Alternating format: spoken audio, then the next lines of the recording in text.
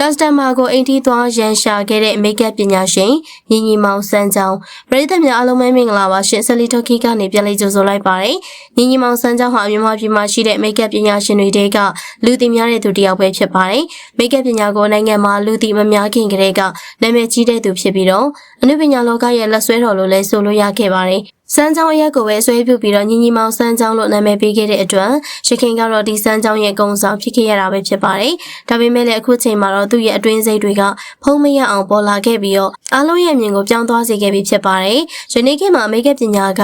လူငယ်တိုင်းလိမ့်ချေတဲ့ပညာဖြစ်လာခဲ့ပါပြီ။မိတ်ကပ် artist တွေကလည်းမို့လို့ပေါက်လာခဲ့ပြီးတော့ပရိသတ်တွေလည်းလောက်ကွက်နေလာခဲ့ရတော့အမှန်ပါပဲ။ဒါကြောင့်လူအများကမိတ်ကပ်လိမ့်ချေဖို့လူရွေးကြတဲ့အခါမှာပညာရှင်တွေကိုတီးတန့်ရွေးချယ်နိုင်ဖို့ခက်ခဲလာကြတာဖြစ်ပါတယ်။ညီညီမောင်စန်းချောင်းကလည်းပညာရှင်တွေတဲကအထင်ကြီးတစ်ယောက်ဖြစ်တဲ့အတွက်အားလုံးရဲ့အလေးစားမှုတွေရရှိထားခဲ့ရပါခေဆက်ဆက်ရဲ့သတို့သမီးတွေနဲ့မင်းသမီးတွေကိုလည်းအလှဆုံးဖြစ်အောင်ပြင်ဆင်ပေးခဲ့တဲ့သူဖြစ်လို့ယုံကြည်ကြတာပဲဖြစ်ပါတယ်။ညီညီမောင်စန်းချောင်းဟာမြန်မာပြည်ရဲ့အလှဆုံးမင်းသမီးနန္ဒာလိုင်ရဲ့ပင်တိုင်မိတ်ကပ်ဆရာတစ်ယောက်လည်းဖြစ်ပြီးတော့သူမရဲ့ခက်ရွှေ့ပြေးတဲ့မိတ်ကပ်တွေကိုပြင်ဆင်ပေးခဲ့တဲ့သူလည်းဖြစ်ပါတယ်။အခုချိန်ဒီလဲနန္ဒာလိုင်ရဲ့လက်ဆွဲတော်အဖြစ်ပြုလုပ်နေတဲ့ညီညီမောင်စန်းချောင်းကအမှန်တကယ်မှာတော့အားလုံးသိထားတဲ့စိတ်နှလုံးပြေးပါပြီးတော့ကိုယ်အလုပ်ရှင်တွေအပေါ်မှာလေးစားမှုရှိတဲ့သူမဟုတ်ဘူးဆိုတဲ့အကြောင်းကိုအခုချိန်မှာအားလုံးကသိခဲ့ရပြီဖြစ်ပါတယ်။ဝယ်နှင်းသပင်တွေအတွက်လာရောက်အလုပ်အနှံတဲ့ကောင်မလေးအပေါ်မှာမိတ်ကပ်တစ်ခါပြင်ရင်6သိန်းယူပြီးပညာသားမပါတဲ့မိတ်ကပ်ကိုပြင်ပေးခဲ့တဲ့အပြင်ဖောက်တယ်ရဲ့မျက်နှာနဲ့ခန္ဓာကိုယ်အသားရည်တွေကို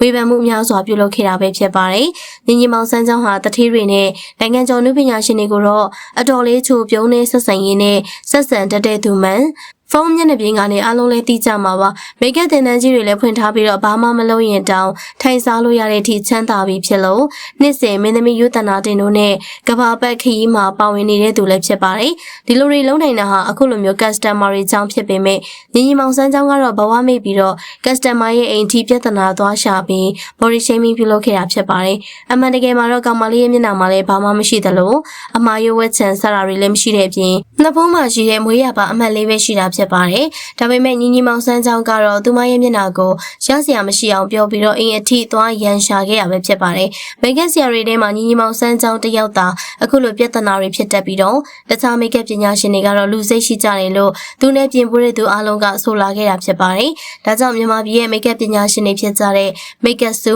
အလင်းနဲ့ခင်ဆန်းဝင်းမထက်တို့ဟာဘယ်သူနဲ့မှလည်းမရောသလို customer တွေပေါ်မှာလည်းစေတနာရှိကြတဲ့အတွက်အကြောင်းသိတဲ့သူတွေကသူမတို့စီမှာပဲပြင်လာဖြစ်ပါတယ်။မိမရှာအတိုင်းဝိုင်းကိုလည်းအရှက်ရစေတဲ့အစက်ရုပ်တွေကိုတရုပ်ဆောင်ပြီးတော့အနုပညာလောကမှာလည်းနေရာဝင်ယူခြင်းတလို့အခုလို customer တွေပေါ်မှာလည်းစိတ်ကောင်းစေတနာမရှိတဲ့မိတ်ကညီညီမောင်စန်းချောင်းရဲ့လုပ်ရက်တွေနဲ့ပတ်သက်ပြီးတော့ပရိသတ်ကြီးတို့ရဲ့အမြင်ကိုမှတ်ချက်မှာဝင်ရောက်ဆွေးနွေးပြပါအောင်နော်။ကြည့်ရှုပေးရတဲ့အတွက်အားလုံးကိုကျေးဇူးတင်ပါတယ်ရှင်။